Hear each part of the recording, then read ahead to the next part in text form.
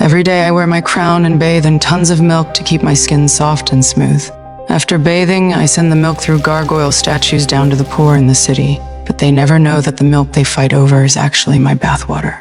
Watching the scene below, I can't help but think of my past. I wasn't born noble.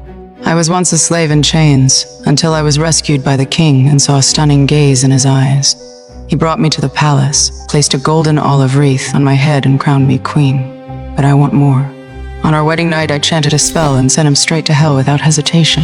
I gathered the rebel Black Knights to take full control of the kingdom and threw the young Snow White into the dungeon forever.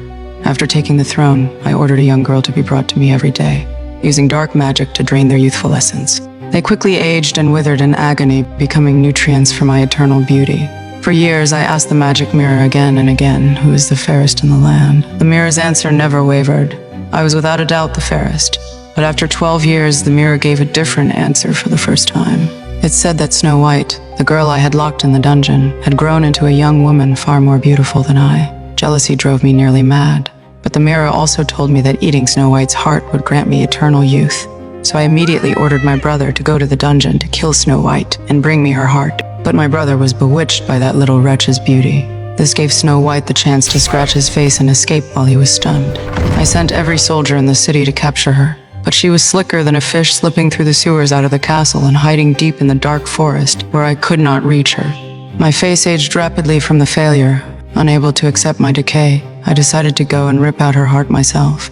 I cast a spell to bury the forest in snow, disguised myself as her childhood sweetheart to get close, and watched that fool eat the poisoned apple I had prepared. Soon she was in agony, and the poisoned apple in her hand returned to its true form. I couldn't wait any longer and revealed my withered face. But just as I was about to take her heart, her helpers arrived at the worst possible moment. I had to abandon the kill, turn into a murder of crows, and flee back to the palace in disgrace. By then I was so aged I was near death. I had to frantically drain the life from the servants I once looked down on to restore my power to its peak.